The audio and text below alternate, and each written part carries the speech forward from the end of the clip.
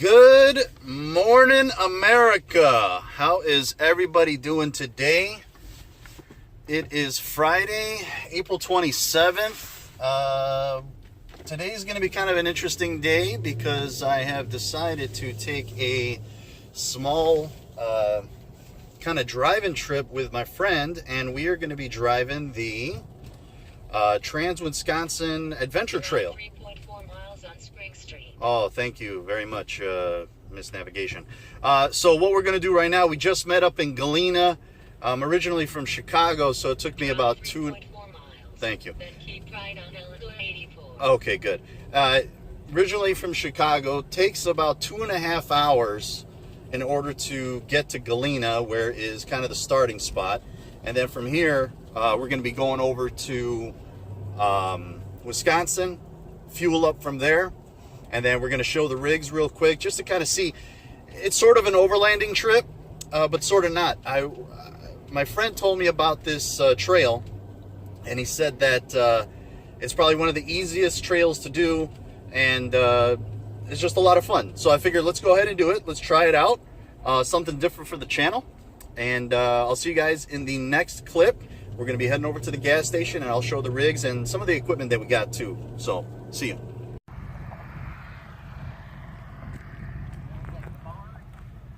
All right, we're here in Hazel Green, Wisconsin. I'm here with my good friend Dave. Okay, this is pretty much as close to the beginning at a stop as we can at the Trans-Wisconsin Adventure Trail.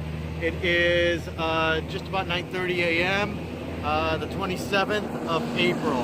That's right. So, well, I mean, pretty much, you know, when people talk about overlanding, they get a little afraid because they think they have to spend $20,000 to $30,000 to set up a rig.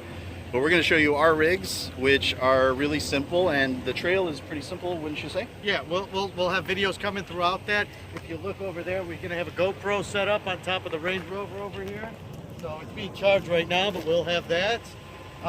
Since we're on the Range Rover right now, there's very little. This is a Range Rover, 2008 Range Rover Supercharged. It has lockers, so it has the factory rear locker option and the center differential electric lockers. Besides a small adjustment from the computer with the factory computer to a slight amount of lift, we're talking about a 1/4 inch or so over stock. And you have airbags on this, right? Yeah, it's bagged. This is still factory bagged. Got it. We have a set of the Nitto Terra Grappler G2s. They are oversized. Stop. Okay, continuing on. The Grappler in G2. This, for all you guys out there, 265 50 20 on the stock 20-inch rim is as big as you can fit in the spare tire well, flat. So that's an important thing because you still get the flat spare tire well in your setup. Besides that, there's very little done. Garmin navigation so we can put maps in. How about any tools and stuff like that Yeah, we'll get you into think that. that some people need? We don't have to go into everything, Right. because there is a lot of stuff. But as you see, we're set up to have our luggage for the whole trip. But this is mostly kitchen stuff over here, so just in case, I've got like food set aside, plus stuff for the dog. Beyond that, got a couple of tools, which I carry all the time anyway, so it's not like I have a ton of stuff. This is, truthfully, outside of these two right over here, this stack right over here, these two always stay in the car with me, so disregard that. These are tools that I like to carry anyway.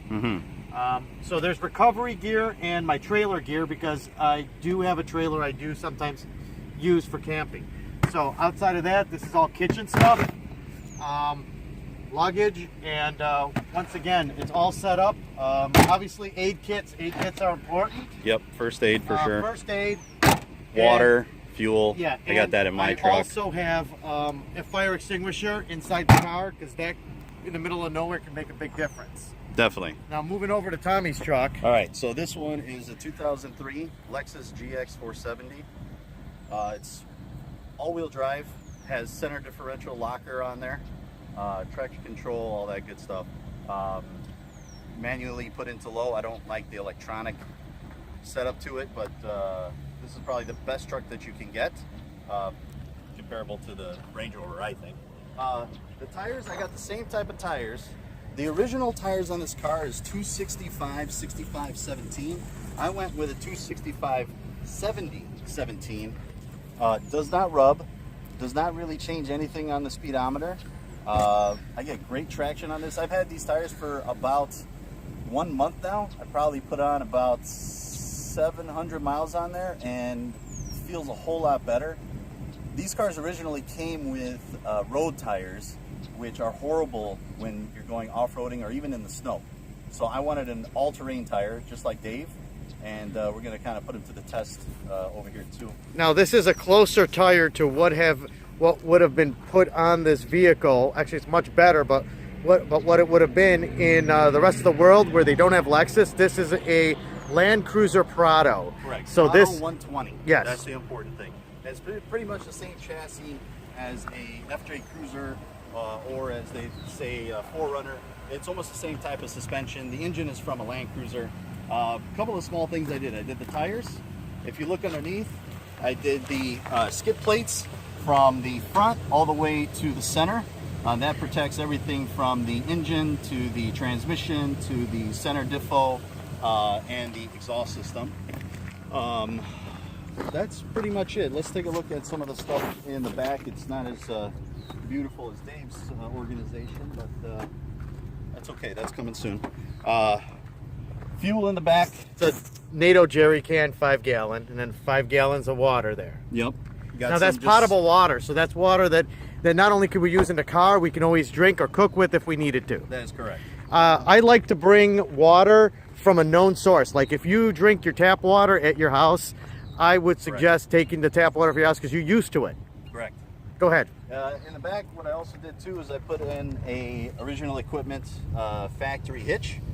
If we open up the back over here, I have jumper cables, jumper box, small tool kit, my little electronic little bag right here. This is my camping bug out bag. I've set it up so that I can pretty much be on my own for about 5 days with no help, and this means literally everything. I have a small tent in here, food, fire starter, water purification. I got these rain bags that I can actually switch out of my clothes if anything happens. Some nice shoes just in case I want to look sexy, and I got my clothes for about 4 days or so. The trip is probably going to take what, Dave? About 3 days?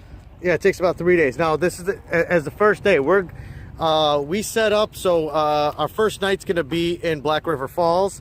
We should get there probably around late afternoon. So, and then we'll go from there, and we'll obviously have more videos on the way. One more thing, you want to talk about the oh yeah, so I just got this bag from Warren.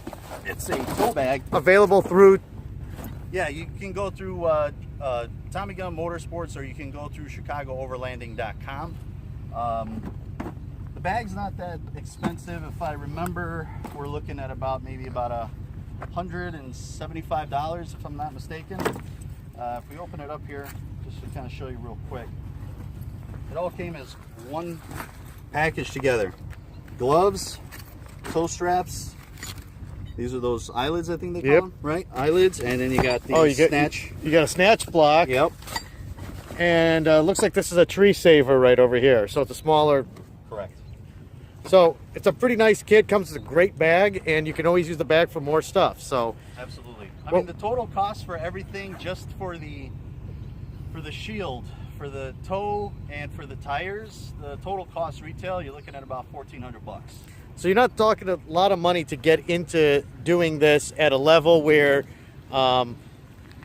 you shouldn't have any problems. Most important thing a lot of people overlook is tires. Half the videos that you see of, like, you'll see some videos come out of like Europe or Africa or Asia, where you'll see somebody with something like a Land Cruiser Prado 120 like this, and it'll be stuck, and some guy will come by with a Suzuki Jimny to pull them out. Well, that's not because it's a better truck. It's because the guy went there with stock tires.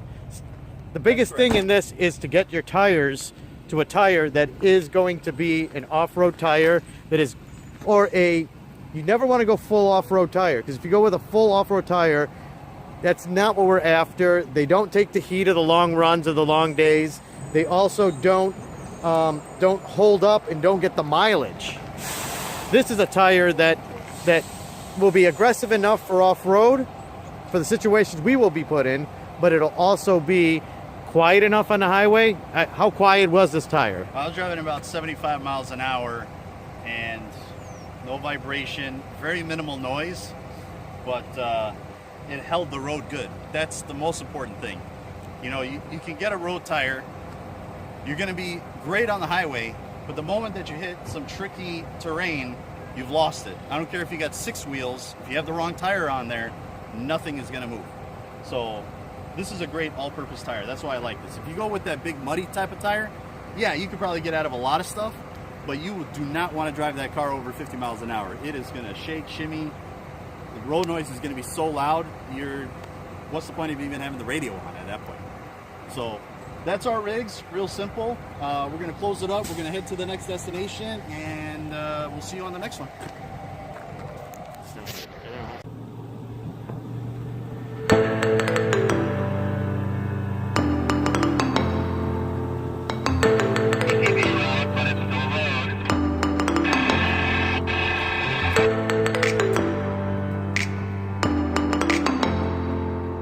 All right, so we parked the cars.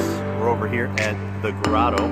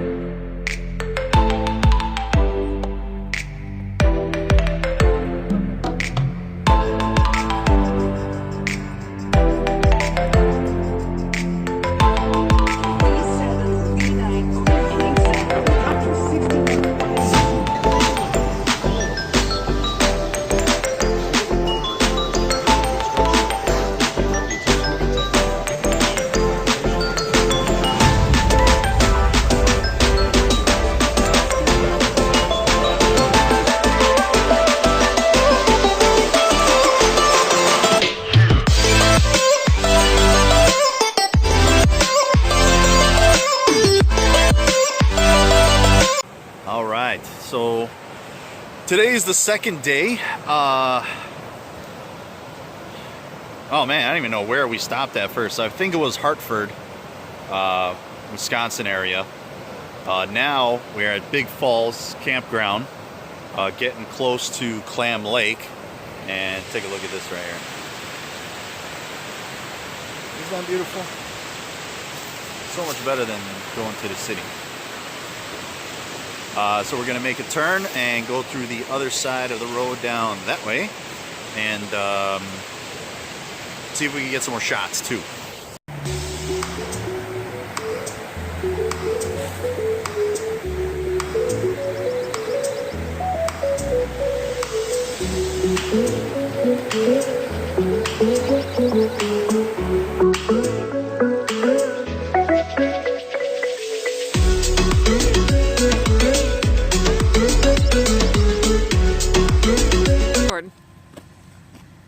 We're here.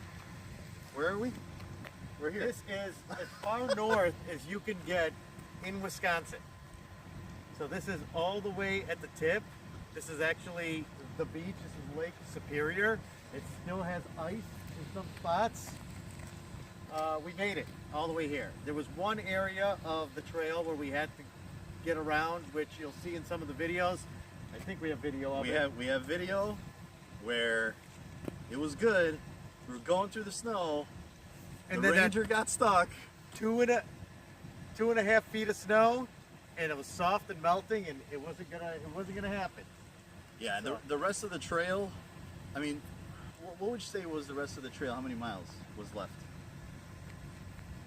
Probably about 15 to 20? 15 to 20 miles. Yeah, 15 to 20 miles. We got to a spot where there was just too much snow, and we had to go around that. We had to go around that last part of that trail, yeah, and we decided we were going to find a way here, and then we're going to run to Cornucopia. And Cornucopia is traditionally the end of the trail. This is actually further north, and this is about as far north. This is kind of the tip, and it's the Apostle Islands out there. So.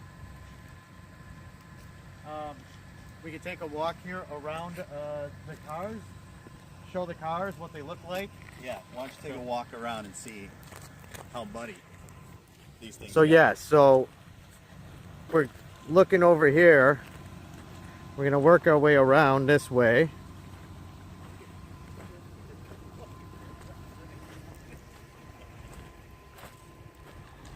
Lots of mud on here.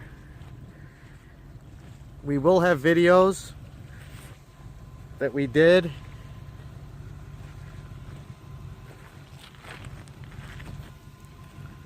And there was a few times when it got really, really deep in the mud. And there were a few moments where we weren't sure, and we were taking turns coming through, making sure somebody stayed on dry ground if somebody else needed a rescue. At one point, I was the point with the Range Rover. We hit 24, 28 inches of snow in a drift on the trail. Trail was 1 lane wide. It was a logging road, and that was it. It wasn't worth going any further, so we turned around there after we extracted the Rover. So